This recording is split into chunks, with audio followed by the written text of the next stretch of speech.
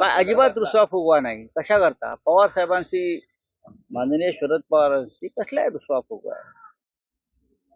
एका विषयामध्ये आम्ही आमच्या शिवसेनेच्या भावना व्यक्त केल्या की ज्या महादजी शिंदे यांच्या नावानं ज्या व्यक्तीला पुरस्कार दिला जातो त्यांनी असं कोणतं महान कार्य केलंय की ज्यांना इतका शूर योद्धा महादजी शिंदेच्या नावानं पुरस्कार मिळावा, हा पहिला प्रश्न. त्यानंतर महाराष्ट्र सदनमध्ये अखिल भारतीय मराठी साहित्य संमेलनाच्या बॅनर खाली हा कार्यक्रम घेतला गेला. लोकांचा गैरसमज झाला की अखिल भारतीय मराठी साहित्य संमेलनाने हा पुरस्कार दिलेला आहे. पवार साहेबांसारख्या ज्येष्ठ नेत्याची फसवणूक झालेली. हा कार्यक्रम साहित्य संमेलनाचा नव्हता, तो खाजगी कार्यक्रम होता. तो अशा अनेक आमच्याकडे खाजगी संस्था पुरस्कार देत असतात, पण साहित्य संमेलनाचा बॅनर खाली तो कार्यक्रम झाला. महाराष्ट्र साहित्य परिषदेची परवानगी न घेता, तो अत्यंत संमेलनाचं नाव वापरून गैरवापर करून तो पुरस्कार दिला गेला. तिथे आमचा आक्षेप आहे.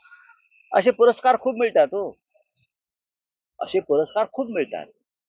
पण पवार साहेबांसारख्या व्यक्तीला सुद्धा, नेत्याला अंधारात ठेवलं गेलं की साहित्य संमेलनाचा कार्यक्रम आहे. त्याच्यामुळे आमचा त्याच्यामध्ये मग काय झालं? नाराजी व्यक्त केली, त्यानंतर 2 आठवड्यांनी तुम्ही मी अजिबात नाराजी व्यक्त करणं ही लोकशाही आहे. 2 स्वतंत्र विचारधारा आहेत. आमची एखाद्या व्यक्तीविषयीचं मत हे टोकाचं आहे. शरद पवार यांचा पक्ष फोडणाऱ्या लोकांविषयी आमचं तेच मत आहे. माननीय शरद पवार यांचा पक्ष आणि शिवसेनेचा पक्ष, शिवसेना हा पक्ष हा अमित शहा आणि नरेंद्र मोदींनी फोडला आहे आणि त्यांनी ह्या सगळ्या लोकांना हाताशी धरलं. आमच्या भावना टोकाच्या आहेत ना, तीव्र भावना आहेत आमच्या. तुम्ही त्यानंतर चर्चा केली किंवा उद्धव ठाकरेंनी शरद पवारांची कशा करता पाहिजे? शरद पवार साहेबांचं आमचं काय भांडण नाहीये ना. भांडण असण्याचा प्रश्नच येत नाही. आम्ही आमचं मत मांडलं, आमची भूमिका मांडली. त्यांची भूमिका वेगळी असेल, पण आम्हाला आमची भूमिका मांडण्याचा पूर्ण अधिकार आहे, तसा त्यांनाही आहे ना. एकनाथ शिंदे यांच्या बाबतीत त्यांनी जे भाषण केलं ते ऐकण्यासारखं, ऐतिहासिक आहे. असं काय महान कार्य केलं की ते महादजी शिंदे पुरस्कार देताना जे झालेलं भाषण आहे ते फार इंटरेस्टिंग भाषण आहे. असं महाराष्ट्राला काय पुढे नेलं? महाराष्ट्रामध्ये पैशाचं राजकारण करणारे हे लोक आहेत. महाराष्ट्रामध्ये सत्तेचा गैरवापर करून धमक्या देऊन लोकांना फोडणारे हे लोक आहेत. दिल्ली पुढे झुकणारे हे लोक आहेत. दिल्ली पुढे सरपटणारे हे लोक आहेत. त्यांना महादजी शिंदेच्या नावानं कोण पुरस्कार देत असेल तर त्या संस्थेची चौकशी व्हायला पाहिजे. त्यांना इतिहास माहित आहे की नाही. साहित्य संमेलन सुरू होते, तुम्ही साहित्य संमेलनासंदर्भात सुद्धा भाष्य केलं होतं. ज्याला लोकांचं साहित्य संमेलन आहे. बघा, आता तुम्हाला उद्यापासून चित्र दिसेल. मी स्वतः दिल्लीत 2 दिवस आहे. मी दिल्लीमध्ये यासाठी जातोय, पुस्तक सोडून द्या, अनेक मराठी लोक दिल्लीत येणार आहेत, तर त्यांना मलाही भेटण्याची इच्छा असते. आणि ते आमच्याशी संबंधित लोक असतात, ग्रंथ विक्रेते, पुस्तक विक्रेते, लेखक. त्यांना मला भेटण्याची सुद्धा इच्छा आहे. मी दिल्लीत थांबेन 2 दिवस. महाराष्ट्रातून आलेल्या लोकांना काही अडचणी असतील, सरकार सर्वत्र पुरं पडू शकत नाही, किंवा ज्या संस्था आहेत, हजारो लोक येत असतील मराठी, तर त्यांच्या काही अडचणी असतात. राहण्याच्या अडचणी आहेत, काही इतर अडचणी आहेत, काही वाहनांच्या अडचणी असतील, तर त्या जर मला सोडवता आल्या मराठी लोकांच्या संदर्भात, तर नक्कीच मला आनंद होईल. म्हणून मी 2 दिवस दिल्लीत थांबणार. मुख्यमंत्री संमेलनाला हजेरी लावताना काही निर्णय घेतले गेले, त्यामध्ये आता त्याच्या चौकशी करण्याची सुरू झाली आहे. तिथे ज्या बसेस घेतल्या होत्या तिथे सुरू झाली. आता 900 कोटीचा हाऊसिंग जो किरकोळ आहे त्याच्या संदर्भात देखील विचार घेतलेला आहे सीएम आता. आणि हा पक्षाचा, त्यांच्या सरकारचा अंतर्गत विषय. तर आधीच्या सरकारनं काय भ्रष्टाचार केला असेल, काही घोटाळे केले असतील, सरकारी तिजोरीवर डल्ला मारला असेल, लूट केली असेल, जनतेला फसवलं असेल, राज्याला फसवलं असेल, आणि राज्याचे विद्यमान मुख्यमंत्री देवेंद्र फडणवीस यांच्यातला एक सच्चा आणि प्रामाणिक माणूस जागा झाला असेल. आम्ही जुने फडणवीस बघितलेले आहेत आणि त्यांना या सगळ्याची चौकशी करावी अशी तीव्र इच्छा निर्माण झाली असेल, त्याचं स्वागत केलं पाहिजे. छत्रपती शिवाजी महाराजांच्या जयंतीनिमित्त काल देवेंद्र फडणवीसजी हे शिवनेरीवर होते. त्यांचं भाषण तुम्ही ऐकलं असेल. छत्रपतींचा एक विचार होता, रयतेच्या काडीच्या किंवा भाजीच्या देठालाही हात लावू नका. म्हणजे एक नया पैशाचा भ्रष्टाचार करू नका आणि सहन करू नका. जर छत्रपतींच्या विचाराने वागून राज्याचे मुख्यमंत्री हे त्यांच्या मंत्रिमंडळात जे लोक आहेत ते महाराष्ट्राची लूट करताना दिसत आहेत आणि त्यांना थांबवायचं असेल तर आम्ही नक्की विरोधी पक्ष जरी असला तरी आम्ही त्यांचं समर्थन करू. आज रेखा गुप्ता मुख्यमंत्री पदावर दिल्लीचे विराजमान होत आहेत. आपले मुख्यमंत्री गेला आहे. दिल्लीचं सरकार कसं बघतायत? नाही, दिल्लीचं सरकार बघण्यापेक्षाही ज्या पद्धतीने ते सरकार स्थापन झालेलं आहे त्याच्याकडे पाहायला पाहिजे. अरविंद केजरीवाल हे विरोधी पक्ष आहेत. ते जरी स्वतः पराभूत झाले असले तरी त्यांचा 22चा आकडा आहे. विरोधी पक्ष आहे त्यांचा. मला गंमत वाटते की सरकार स्थापन होण्याआधीच तिकडल्या लेफ्टनंट गव्हर्नरनं यमुना सफाईची मोहीम हाती घेतली. खरं म्हणजे केजरीवालचं सरकार अनेक वर्षापासून ती मागणी करत होती, यमुना सफाईसाठी केंद्राची मदत मिळावी. पण लेफ्टनंट गव्हर्नरनं त्यांना कोणत्याही प्रकारे यमुना सफाईचा कार्यक्रम पुढे नेऊ दिला नाही. म्हणजे विरोधी पक्षाचे सरकार असेल तर केंद्र सरकार कशा प्रकारे वागतं. पण सरकारनं शपथ घेण्याआधी लेफ्टनंट गव्हर्नरनं त्या सगळ्या मशिनरी आणून यमुना सफाई सुरू केली. आता यमुना सफाई सुरू केली तशी आमची मिठी नदीची सफाई का करत नाही तुम्ही? शेकडो कोटी रुपये खर्च केले. काही त्याचा टास्क फोर्स बनवला, निधी कोट्यावधी रुपये आणला.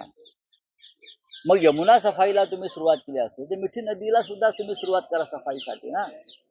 राज्य कोणाचं आहे, त्याचा कोणाला फायदा होणार आहे हे पाहून तुम्ही कामं करताय. हा सर, अखिल राष्ट्रीय मराठी साहित्य सम्मेलन होने वाला दिल्ली में, वहाँ पर प्रधानमंत्री मोदी और सहजवादी एक साथ शेयर करने वाले, आप भी जाएंगे? नहीं, मैं सम्मेलन को नहीं जाऊंगा. मैं दिल्ली में रहूंगा क्योंकि महाराष्ट्र से सैकड़ों लोग जा रहे हैं. अगर उनको कोई असुविधा है, सरकार तो करती है या संस्थाएं भी करती है, लेकिन हमारे लोग हैं, हमारे जान पहचान वाले लोग हैं, उनको भी कोई तकलीफ हो सकती है. दिल्ली है तो उनको अगर हम कुछ मदद कर सकेंगे तो जरूर मैं 2-3 दिन वहां बैठूंगा. साहित्यिक, लेखक, कवि या बुक सेलर जाते हैं, मराठी के ग्रंथ विक्रेते, उनको अगर कोई जरूरत है तो शिवसेना वहां उनको मदद करेंगे. हमारी शिवसेना उनको वहां मदद करेगी, इसलिए मैं जाकर बैठूंगा. सर, रेखा गुप्ता आज दिल्ली की मुख्यमंत्री की शपथ ली, कैसे देखते हैं आप? अच्छी बात है. एक महिला को, जो बीजेपी की कार्यकर्ता है एबीवीपी से, जिसने कभी दिल्ली के महानगर पालिका में जोर से तोड़फोड़ और हंगामा मचा दिया था, वहां के महापौर के सामने बहुत बड़ा दंगा किया था, मैंने देखा था वो. तो ऐसी नेता को अगर मुख्यमंत्री बनाया है तो बीजेपी की वो एक अच्छी चॉइस है, बीजेपी की विचारधारा की चॉइस है. और मैं मुख्यमंत्री का स्वागत करता हूँ. दिल्ली जैसे राज्य में एक सामान्य कार्यकर्ता को इस प्रकार से एक ऐसा अवधा मिला है, पद मिला है.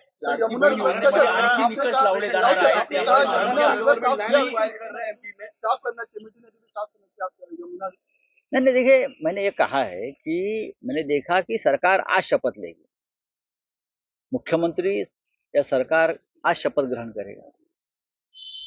लेकिन जब केजरीवाल हार गए उस दिन से दिल्ली के लेफ्टिनेंट गवर्नर ने पूरी मशीनरी लाकर यमुना सफाई का कार्यक्रम शुरू किया, यमुना शुद्धिकरण. लेकिन मैं हमेशा देखता रहा कि अरविंद केजरीवाल जी का वचन रहा दिल्ली को, और हमेशा केंद्र के पास मदद मांगते रहे यमुना सफाई के बारे में, लेकिन उनको मदद नहीं करी, उनको बदनाम किया. लेकिन जब केजरीवाल जी हार गए, चुनाव हार गए, आप आम आदमी पार्टी चुनाव हार गए, तो 24 घंटे में पूरी मशीनरी यमुना में आकर यमुना का पानी साफ करने का कार्यक्रम शुरू किया। ये है केंद्र सरकार की नीति और नीयत। जहां अपोजिशन की सरकार है, मुख्यमंत्री है, वहां जनता के हित में अगर काम के लिए कोई मांगता है कोई मदद, तो मदद नहीं करते जब तक उनकी सरकारें नहीं आती। जैसे महाराष्ट्र के एक मंत्री है, उसने कहा जिस गांव में हमारे पार्टी का सरपंच नहीं है वहां 1 रुपया भी मैं विकास निधि नहीं दूंगा। ये उनकी भूमिका है। महाराष्ट्र गवर्नमेंट आगरा में लैंड एक्वायर कर रहा है शिवाजी महाराज मेमोरियल बनाने के लिए, ऐसा फडणवीस ने कहा। लेकिन यही पता देखा तो महाराष्ट्र के जो किले हैं उनकी दखल नहीं किए जा रही बरोबर। अभी कल ही फडणवीस साहब ने कहा है कि मैं मंदिर से ज्यादा छत्रपति शिवाजी महाराज को किले को मानता हूँ। छत्रपति शिवाजी महाराज के जो किले हैं वही हमारे लिए मंदिर है। अब जो बोलते हो छत्रपति जी के सामने शिवनेरी किले पर, वो बात आप सच में उतारिए, नहीं तो लोग बोलेंगे आप छत्रपति जी के सामने झूठ बोलते हो। प्रश्न असा आहे की मनसे नेते अमित ठाकरे यांनी पक्षाच्या बैठकीत एक परखड मत व्यक्त केलेलं आहे। पक्षाच्या पराभवाला ईव्हीएमला दोष देण्यात अर्थ नाही, पक्षाच्या पराभवासाठी आपण स्वतःच जबाबदार आहोत आणि जर ईव्हीएमला दोष द्यायचा असेल तर ईव्हीएम हॅक केलं जातं हे सिद्ध करून दाखवा। अमित ठाकरे हे त्या पक्षाचे नेते आहेत। त्यांच्या पक्षाचे जे प्रमुख आहेत राज ठाकरे, त्यांचे चिरंजीव आहेत, ते निवडणूक हारले दादरला। आणि त्यांनी एक ते तरुण नेते आहेत, त्यांची एक विचारधारा आहे, त्याने जे मत मांडलेलं आहे त्या मताचा आदर केला पाहिजे। प्रत्येक वेळेला ईव्हीएमवर खापर फोडणं आणि ईव्हीएम मुळे हारलो, ईव्हीएम हा एक फॅक्टर नक्कीच आहे। ईव्हीएमवर लोकांचा संशय आहे, ईव्हीएम हॅक केलं जातं अशा प्रकारच्या प्रेझेंटेशन सुद्धा अनेकांनी करून दाखवलेलं आहे देशभरामध्ये। स्वतः डोनाल्ड ट्रम्प यांनी मोदींना सांगितलेलं आहे की बॅलेट पेपरवर निवडणुका घ्या। हे अमेरिकेच्या राष्ट्रपतींचं मोदींकडे म्हणणं आहे। जगभरातून ईव्हीएम संशयामुळे हटवण्यात आलेला आहे। ईव्हीएम महाराष्ट्रात कशा पद्धतीनं चालवलं गेलं हे आम्हाला माहिती। तरीही एक वर्ग असा आहे, त्यांना असं वाटतं की फक्त ईव्हीएम मुळे पराभव झाला नसून मतदार यादीतले घोटाळे, पैशाचा वापर, दहशत याच्यामुळे सुद्धा आम्ही निवडणुका हारलो। अमित ठाकरे यांना तेच म्हणायचं। आणखी एक असं शरद पवार आणि तुम्ही आज दिल्लीत एका पुस्तक प्रकाशनाच्या निमित्ताने एका व्यासपीठावर आहात। अलीकडेच महादजी शिंदे त्यावरती मी आज सकाळी सुरुवातीला तुम्हाला प्रश्न विचारला। महादजी शिंदे यांच्या नावानं जो पुरस्कार दिला, तो पुरस्कार अखिल भारतीय मराठी साहित्य संमेलनाचा नव्हता।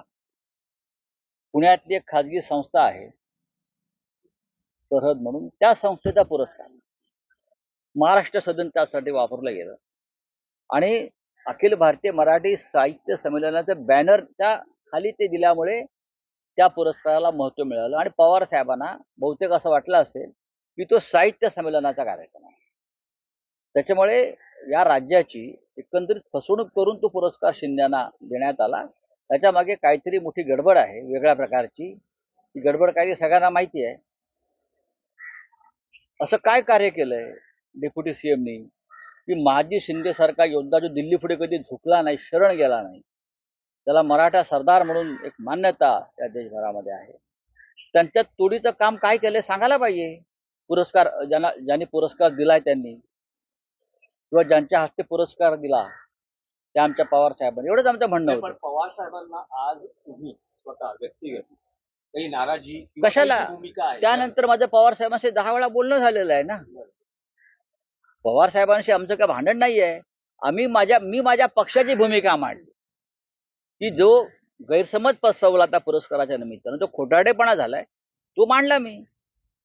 आणि तो मांडताना आम्ही कोणाविषयी राग लोभ व्यक्त केले नाहीत की हे खोटं आहे, हे चुकीचं आहे, ही फसवणूक आहे, एवढंच मी म्हणालो। थँक्यू। ऑपरेशन टायगरसाठी आता 12 मंत्र्यांकडे जबाबदारी दिली गेली असं प्रताप सरनाईक म्हणतात। आणखी काल ठाण्यामध्ये आले होतात, पुन्हा भगवा पडत बालेकिल्ला शिंदेचा शिंद्यांचा बालेकिल्ला कोणताच नाहीये। शिंद्यांच्या पैशाने काही बालेकिल्ले तात्पुरते उभे केले आहेत। एकनाथ शिंदेने बालेकिल्ला उभा करावा असं कोणतं महान कार्य त्यांनी गेल्या 50 वर्षात केलं? ते का लोकमान्य टिळक आहेत?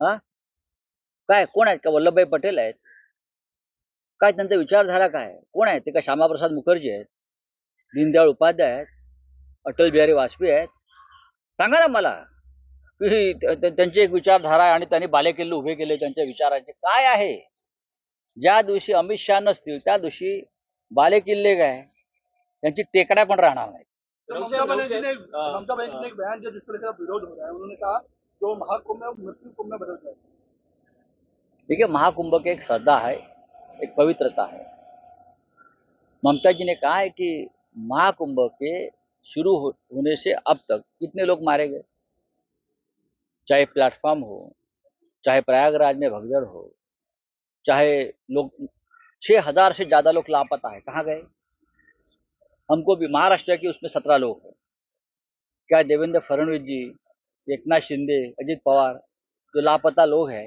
उनको लाकर लेके आ सकते हैं जो मारे गए लोग सड़क पर मारे गए एक्सीडेंट में जाने आने में यातायात में वो भी महाकुंभ के ही बड़ी है ना तो ममता जी ने जो कहा है उनकी एक वेदना है उनका दुख है दर्द है चलो